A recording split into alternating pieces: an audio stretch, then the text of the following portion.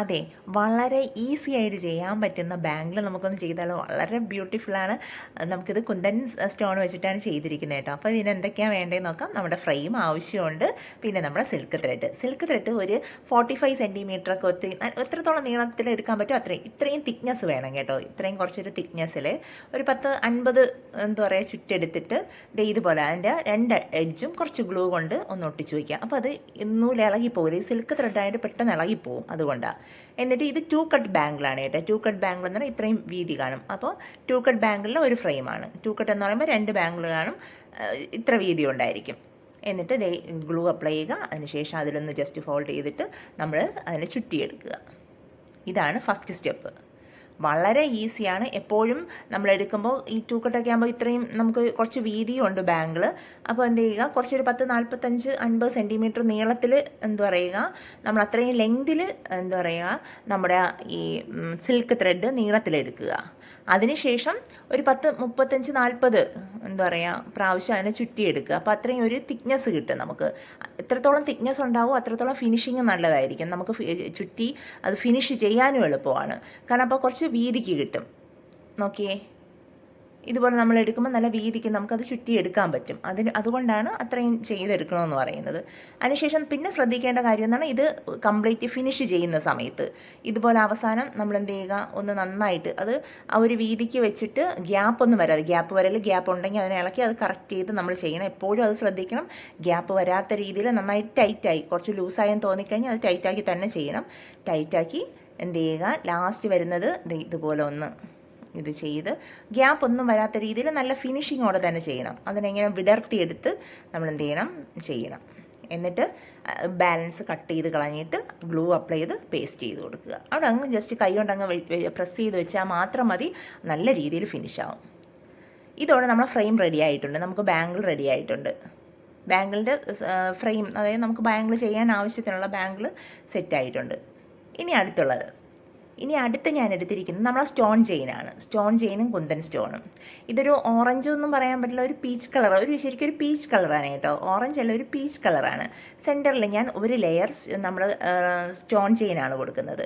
അത് നിങ്ങൾക്ക് ഫുൾ ഒട്ടിച്ചിട്ട് ചെയ്യുന്നതിനേക്കാളും ആവശ്യത്തിന് ഗ്ലൂ അപ്ലൈ ചെയ്യുക, പേസ്റ്റ് ചെയ്യുക. അതാണ് ഏറ്റവും നല്ലതെന്ന് തോന്നുന്നത്. കാരണം ഫുൾ ഒട്ടിക്കുമ്പോൾ ചിലപ്പോൾ അത് പെട്ടെന്ന് ഡ്രൈ ആയി പോകാനുള്ള ചാൻസ് ഉണ്ട്. അത് ഇളകി വരും. എന്നിട്ട് സ്റ്റോൺ ചെയിൻ ഇതുപോലെ പ്രസ് ചെയ്ത് കുറേ ആവശ്യത്തിന് ഗ്ലൂ അപ്ലൈ ചെയ്യുക. അതിനുശേഷം അത് പേസ്റ്റ് ചെയ്യുക. വളരെ എന്താ പറയുക, ചെയ്തപ്പോൾ ഏറ്റവും ഭയങ്കര ഭംഗിയായിരുന്നു കേട്ടോ. ഭയങ്കര ഒരു രസമുണ്ടായിരുന്നു. അപ്പോൾ നിങ്ങളും ചെയ്യാൻ ശ്രമിക്കണം. കാരണം ഇതൊക്കെ ഞാൻ എപ്പോഴും പറയാറുള്ള കാര്യം തന്നെയാണ്. കുന്തൻ സ്റ്റോണിന് വളരെ റേറ്റ് കുറവാണ്. നമുക്കൊരു 10 ഗ്രാം 15 രൂപ അങ്ങനെയൊക്കെ ഉള്ളൂ വാങ്ങിക്കാം. ഞാനിത് മാറ്റ് കുന്തനാണ് എടുത്തിരിക്കുന്നത്.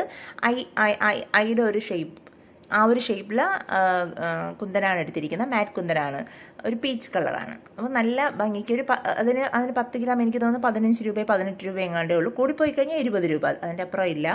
അപ്പോൾ നമുക്കൊരു 10 ഗ്രാമൊക്കെ വാങ്ങിച്ചു കഴിഞ്ഞാൽ നമുക്കിത് സുഖമായിട്ട് ചെയ്യാം ഒരു ബാംഗിൾ. അപ്പോൾ നിങ്ങൾ നോക്കി നോക്കും. പക്ഷേ ഇത് ചെയ്ത ബാംഗിൾ വാങ്ങിക്കണമെങ്കിലോ റേറ്റ് കൂടുതലാണ്. സ്റ്റോൺ ചെയിനും അതുപോലെയാണ്. അപ്പോൾ എന്താ പറയുക, സെൻറ്ററിലേക്ക് എന്താ പറയുക ഫിക്സ് ചെയ്ത് കൊടുത്തു. അതിനുശേഷം ബാലൻസ് ഉള്ളത് കട്ട് ചെയ്ത് മാറ്റിയതിന് ശേഷം ജസ്റ്റ് അത് അവിടെ പ്രോപ്പറായിട്ട് 2 സൈഡും ഒരേ ലെവലിൽ നമ്മൾ അവിടെ ഫിക്സ് ചെയ്യുക.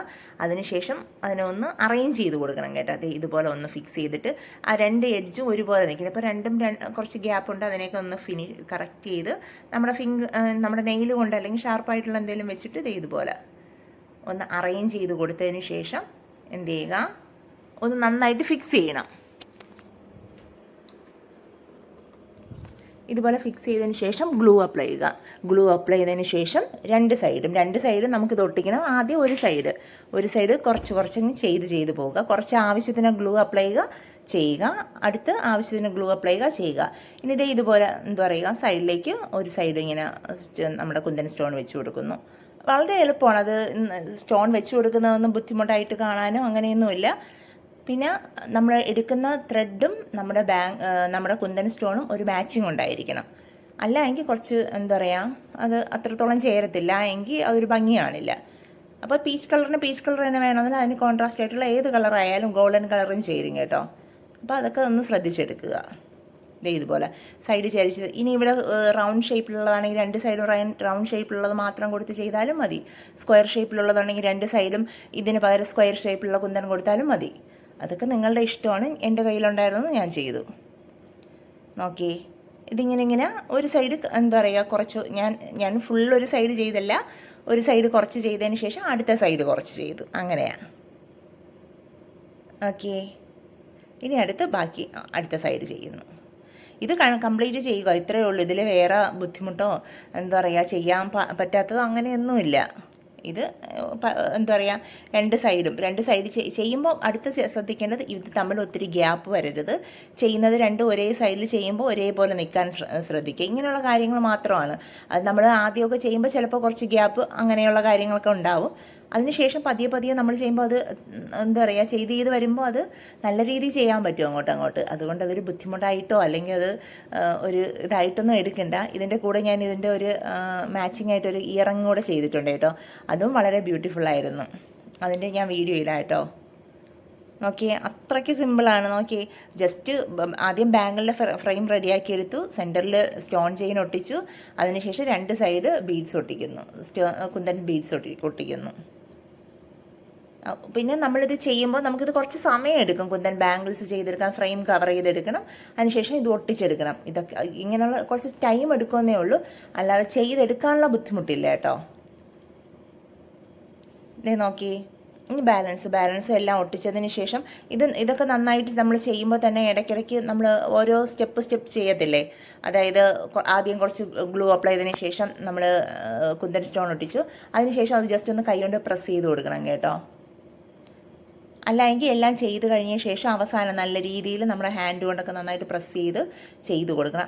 അങ്ങനെ ഇങ്ങനെയുള്ള കാര്യങ്ങളൊക്കെ മറക്കരുത്. എന്നാൽ മാത്രമേ ഗ്ലൂ ഒക്കെ നന്നായി അതിൽ പേസ്റ്റായി സ്റ്റോൺസൊക്കെ അതിൽ നന്നായി ഒട്ടിയിരിക്കുകയുള്ളൂ.